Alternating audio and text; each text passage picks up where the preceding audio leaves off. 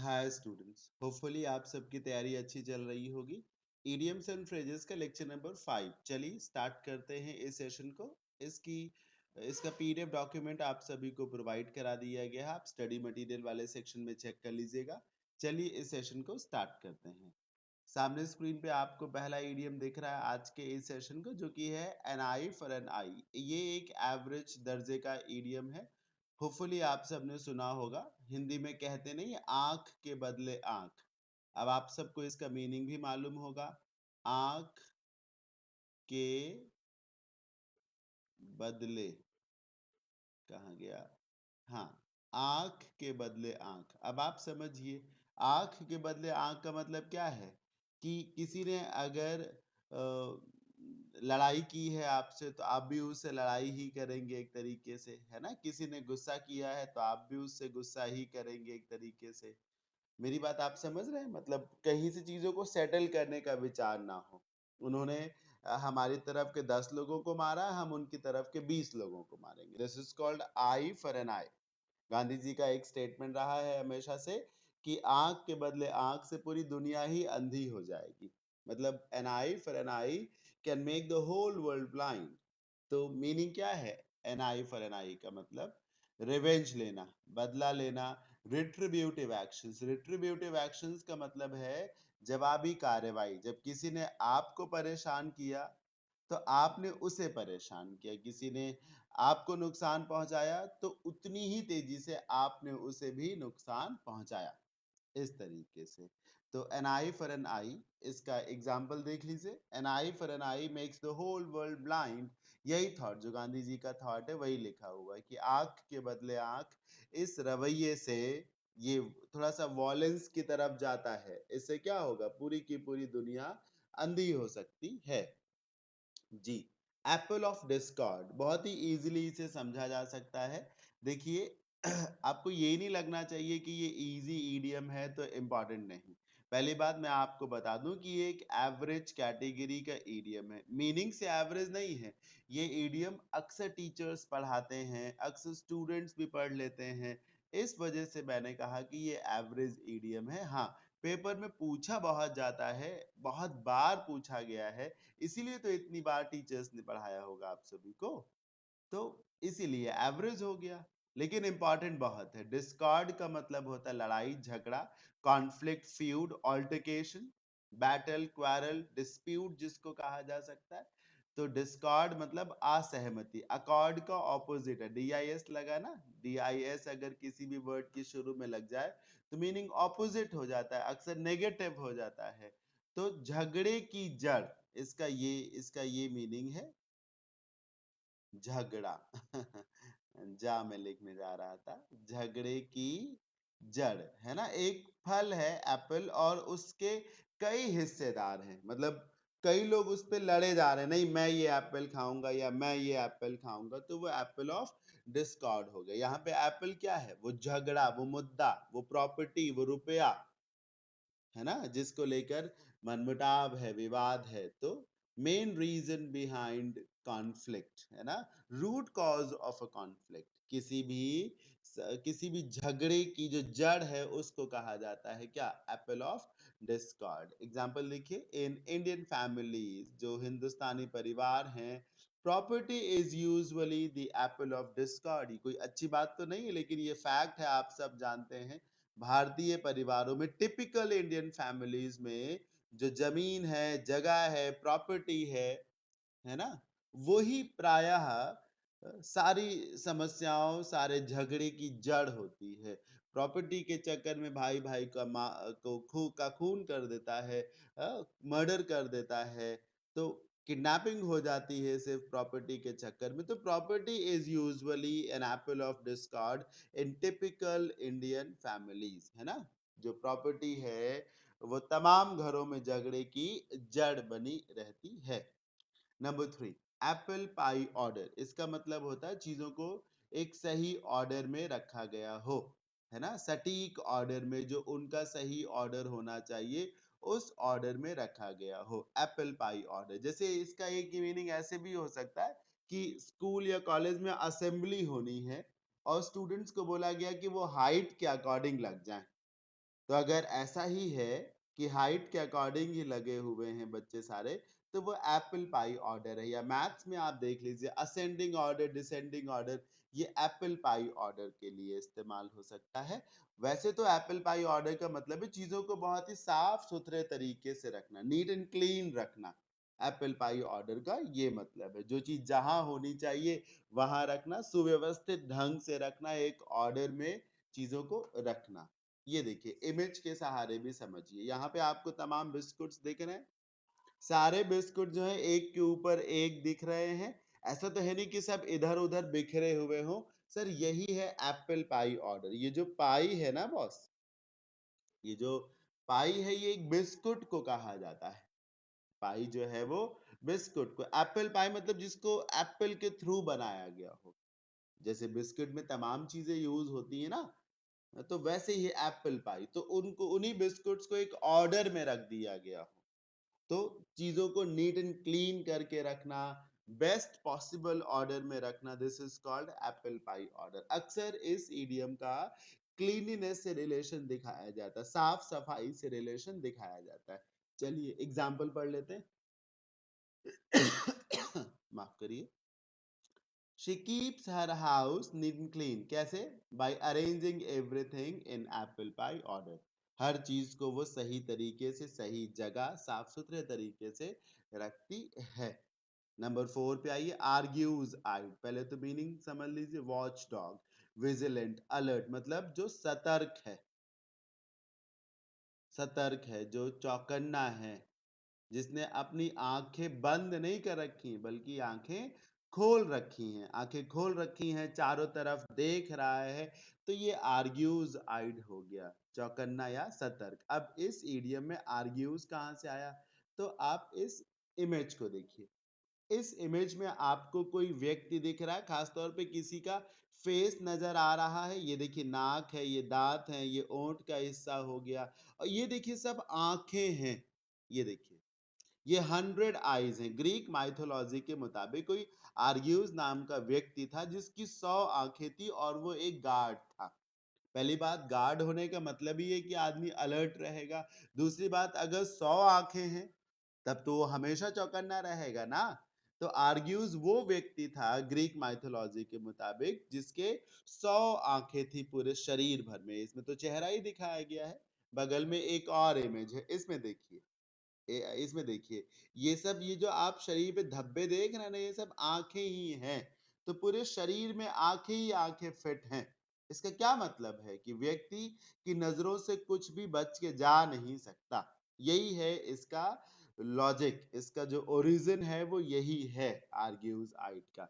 somebody having argues eyed means he or she is quite watchful, quite alert all the time.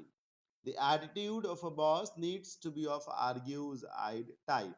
किसी boss के attitude का ऐसा ही होना चाहिए। बॉस के लिए जरूरी है कि वो हमेशा सतर्क रहे, चौकन्ना रहे, हाँ, सब उसे दिखना चाहिए। ओनली देन ही और she can effectively handle his और हर एम्प्लॉयज। अगर बॉस सतर्क होगा, चौकन्ना होगा, तभी जाकर वो अपने एम्प्लॉयज को मैनेज कर सकेगा। Number 5, arm chair critic. Critic का मतलब आलोचक। आलोचक वो जो प्रतिक्रिया दे, खास तौर पे आलोचक वही है जो बुराई ही करे, मतलब जो खामियां निकाल करके दिखाए। वैसे तो आलोचक का ये मतलब नहीं होता कि जो खामियां ही निकाले। आलोचक का मतलब है जो समीक्षा करे, सही है तो सही बोले, गलत है तो गलत बोले, है ना। पर जनरली आलोचना करना, कमियां खामियां निकालना ही कहा जाता। Arm chair critic.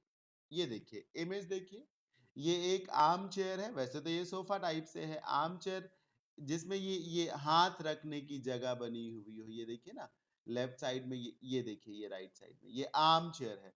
Normal chairs के कंपैरिजन में आर्म चेयर बहुत कंफर्टेबल होती है क्योंकि उस पे हाथ आप आराम से रख सकते हैं, स्पेशियस होती है। ये देखिए एक व्यक्ति एक लग्जरियस कुशन पे बैठा हुआ, आर्म चेयर पे बैठा है, बगल में उसने पॉपकॉर्न्स रखे हुए हैं, और अब वो क्या करेगा? कानून करेगा। अब वो समीक्षा करेगा, इनफैक्ट लेक्चर देगा, ऐसे नहीं ऐसे होना चाहिए, ऐसे नहीं ऐसे होना चाहिए, है ना। जैसे हम सब भी कभी कभी क्या करते हैं, घर में टीवी के सामने बैठ करके आराम से चाय बिस्कुट खाते पीते, टीवी में कोई न्यूज देख रहे होते और उसमें अपनी राय दे रहे होते, नहीं ये गलत है, वो गलत है, सरकार की लापरवाही है, प्रशासन की गलती है, या फिर ये झूठ दिखाया जा रहा है, ऐसे नहीं ऐसे किया जाना चाहिए। तो ये आर्म चेयर क्रिटिक है, पॉजिटिव ईडियम नहीं है ये, क्योंकि आर्म चेयर क्रिटिक होना कोई अच्छी बात नहीं है। इसमें आप ना तत्कालीन परिस्थिति को, जमीनी स्थिति को बिल्कुल भी नहीं जान रहे होंगे, दूर से हर चीज पर एक जजमेंट पास कर रहे होंगे। ऐसा किया जाता तो ज्यादा प्रॉफिट होता। जैसे कि कोई व्यक्ति किसान से कहे कि अगर ऐसे ऐसे खेती की होती तो हो सकता ज्यादा पैदावार होती, जबकि उस व्यक्ति ने की नहीं है खेती, वो खाली ऐसे दूर से बता रहा है। तो ऐसे में व्यक्ति कह रहा है एक बार तुम ट्राई करके देख लो ना, पता चल जाएगा कितना प्रॉफिट हो सकता है। तो आर्म चेयर क्रिटिक इसका ये मतलब है। अ पर्सन मीनिंग को देखिए, a person who knows or pretends to know a lot about something in theory rather than practice।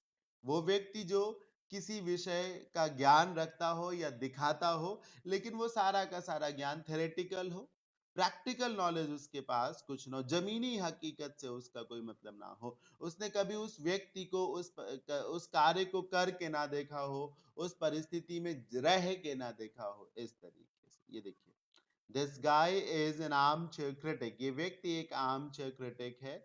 No experience but plenty of advice, कोई अनुभव नहीं है क्योंकि काम तो कुछ किया ही नहीं है, बस सलाह बहुत सारी है। कोई रियल नॉलेज नहीं है, कोई प्रैक्टिकल नॉलेज नहीं, कोई एक्सपीरियंस नहीं है, सलाह बहुत दे सकते हैं। हल जनरली आर्म चेयर क्रिटिक जो है वो कमियां ही निकालते हैं बैठे बैठे, ठीक है। नंबर 6 देखिए, एज हार्ड एज नेल्स, इसका मीनिंग तो आप देख ही रहे, हैव नो सिंपैथी और feeling for some other people, मतलब सख्त जिसको कहा जा सकता है, बहुत सख्त होना। As hard as nails, nails ये देखिए सर ध्यान से, इमेज को देखिए।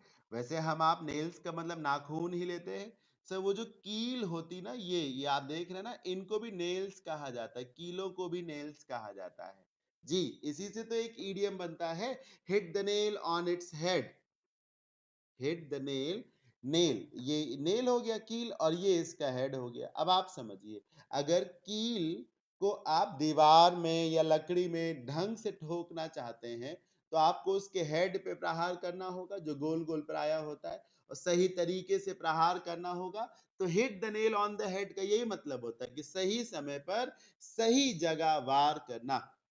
जैसे देखिए ना, अन्यथा मत लीजिएगा, जितने भी पॉलिटिकल लीडर्स हैं, अभी अभी जो घटना घटी है सेक्सुअल असॉल्ट की, सेक्सुअल अब्यूज की, हाथरस में, सारे के सारे जो पॉलिटिकल लीडर्स हैं, पार्टीज हैं, वो उसको भुनाने की कोशिश कर रहे हैं, मीडिया और ज्यादा भुनाने की कोशिश कर रही है। So they are hitting the nail on the head, समझ रहे हैं ना। हाँ, जनरली पॉलिटिकल लीडर्स को तो खास तौर पे क्राइम से, व्यक्ति से, उसकी संवेदनाओं से लगभग कोई मतलब नहीं होता। आप सब, हम सब भुक्तभोगी हैं इन चीजों के, लेकिन वो इसका फायदा उठाने में, कैश करने में तनिक भी देरी नहीं करते। तो सो every political party, every political leader, in fact most of the media channels are just trying to hit the nail on the head। तो अच्छा, वापस आते हैं अपने ईडियम में, फिर से लौटते हैं। एज हार्ड एज नेल्स, अब आप समझिए, कील क्या बेंड हो सकती है, सॉफ्ट होती है, मुलायम होती है, नहीं बहुत सख्त होती है। तो if somebody who is as hard as nails is the person who is quite strict, जिसमें कोई कंपैशन ना हो, सिंपैथी ना हो, लीनियंसी ना हो किसी तरीके से, उसको कहा जा सकता है बहुत ही ज्यादा रिजिड, जिसको बोला जा सकता है। She will be in good in business, कोई कह रहा है कि अगर वो बिजनेस करे तो वो सफल होगी, क्यों? She is as hard as nails, क्योंकि उसके मन में कोई सिंपैथी ही नहीं है, वो हमेशा से स्ट्रिक्ट है, सख्त है। तो ऐसे लोग जिनके अंदर फीलिंग्स बहुत कम हो, बिजनेस में प्राय सक्सेसफुल होते हैं। तो she will be good in business if she does, because she is as hard as nails. Hopefully आप सबको सब समझ में आ रहा होगा। नंबर 7 पे आते हैं, अज्यूम एयर्स लिखा है। एयर मतलब हवा, और हवा का एक मतलब जो है ना, उड़ना भी होता है। बोलते नहीं उड़ काहे रहे हो, काहे उड़ रहे हो, हवा में काहे उड़ रहे हो। और जो गांव में भाषा है ना, ज्यादा उड़ो मत, बोलते हैं ना ज्यादा उड़ो मत, तो अज्यूम एयर्स का मतलब है कि आप उड़ रहे हैं। उड़ने का मतलब तरक्की नहीं कर रहे हैं। उड़ने का मतलब है कि आप सुपीरियर हैं, ये दिखा रहे हैं। हाँ, आप ज्यादा काबिल है, ये शो कर रहे हैं, अपने आप को ज्यादा वैल्यू दे रहे हैं। इसी से एक और ईडियम बनता है, गिव वन सेल्फ एयर्स। ये भी एक पॉपुलर ईडियम है। ऊपर लिखता हूं, ये देखिए, गिव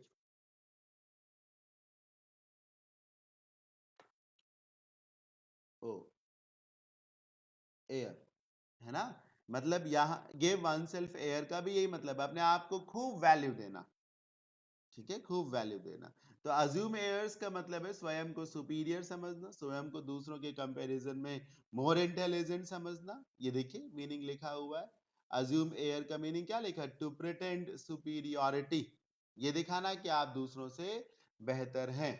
ये देखिए, he is in the habit of assuming heirs in the presence of his in-laws। अक्सर ऐसा होता है इन-लॉज के सामने, ससुराल में जब कोई व्यक्ति जाता है तो उनके सामने बड़ी बड़ी फेंकता नहीं है, मैं ये करता हूँ, वो करता हूँ, मेरे पास ये है, वो है। समझ रहे हैं? तो ये लिखा है, he is in the habit of assuming years.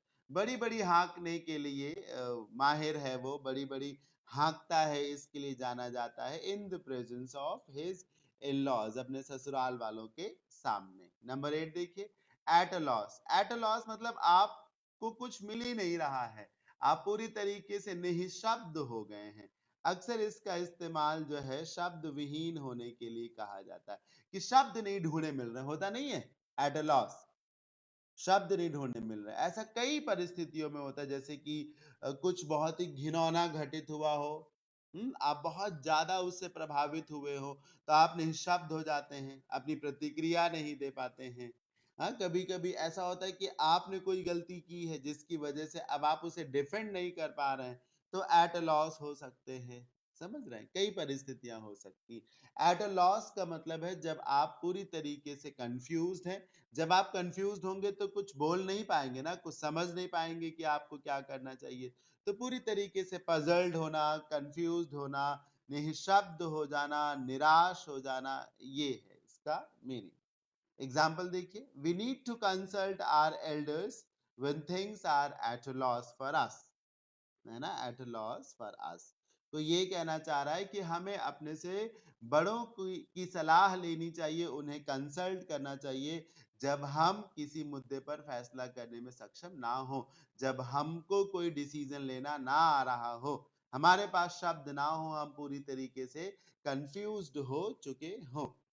Number 9 देखिए, at a stone throw. Meaning तो वैसे आप जानते होंगे, नहीं जानते हैं, देखिए अगर मैं किसी ईडियम में कहता हूं कि आपको मीनिंग पता होगा, तो इसका ये मतलब है मैं एक्सपेक्ट करता हूं कि मेरी नजर में वो ईडियम एवरेज कैटेगरी का ईडियम है। नहीं आता है तो कोई बात नहीं, लेकिन तुरंत आपकी जिम्मेदारी बनती है कि जरूर उस ईडियम को तुरंत सीख लें, क्योंकि एवरेज है ना, तब तो आपको जरूर आना चाहिए। एट अ स्टोन थ्रो का मतलब है फिजिकल डिस्टेंस जब बहुत कम हो, दूरी जब बीच की बहुत कम हो, एट अ स्टोन थ्रो।